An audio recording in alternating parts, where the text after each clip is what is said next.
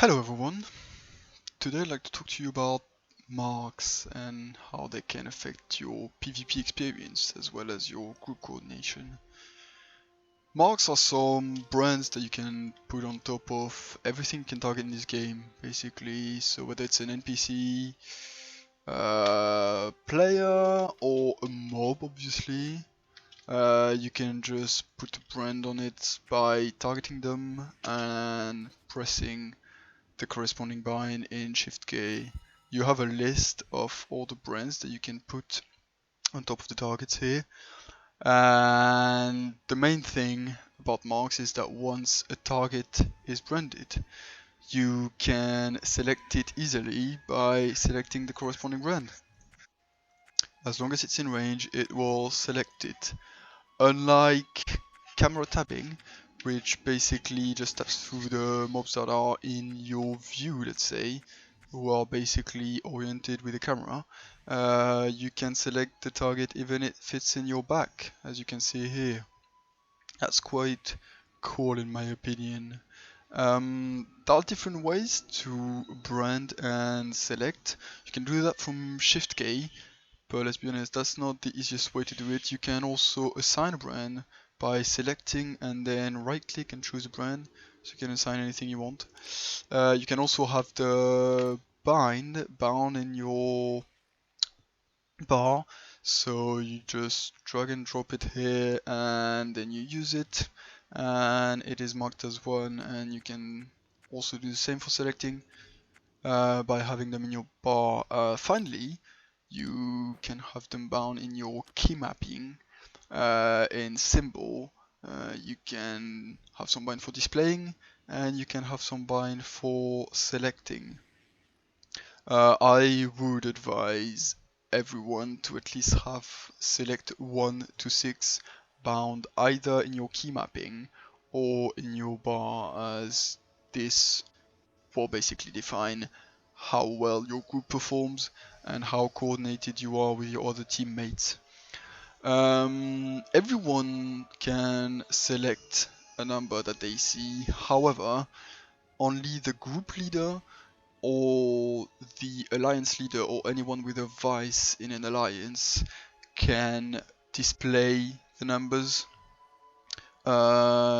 You will inherit the group's marking or the alliance marking if you join a group or an ally. Similarly, you will lose all the branding if you leave a group or an ally. And if you solo, obviously you can display the marks on anything you want, as you don't belong to any group or any alliance. If you're an alliance, if you're usually the group leader in PvP, I would also advise you to have display number 1 to 6 bound either in your key mapping or in your bar as well.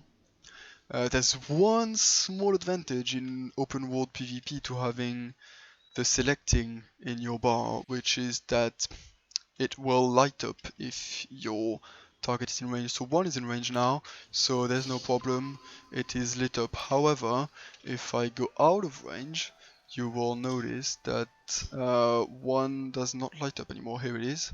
And if I go back in range of 1, it will light up again and I can select it straight away.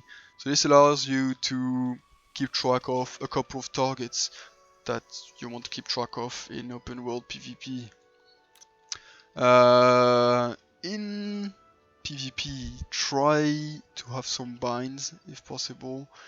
Some marks, sorry, on the core people in your team. So, namely the cleric, the second support if you got one, and the Templar if you got one, so that you can kite and still be in range of them, and you can kite around them while getting healed without having to target them.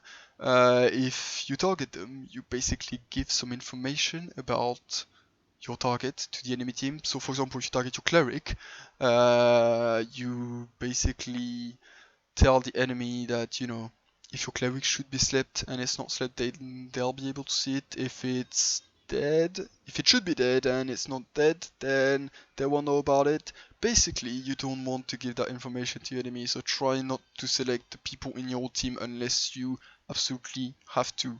Obviously, if you just want to res, then people will not see who you're targeting because, well, your target is dead, so it does not really appear in your targeting here. While we're at it, I would like to talk about the different tabs that you can have in the game.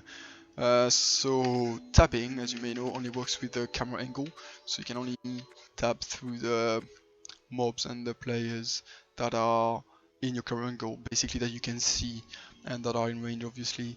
You can use the select nearest enemy player. That's a really good one. It's bound as shift tab in here. It only switches through actual players. So if you're in the middle of PvP, whether it's in open world or in an instance, and there are players as well as mobs, then if you just use this one, you will only switch through the players, which is much more important than the mobs in PvP usually. So try to use this one as much as possible.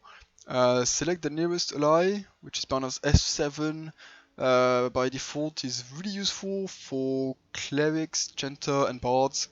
In Siege, if you want to heal or buff your allies, you can just press F7, buff, F7, buff, F7, buff, and so on, and this will just tap through every person in your faction and buff them. That's quite cool.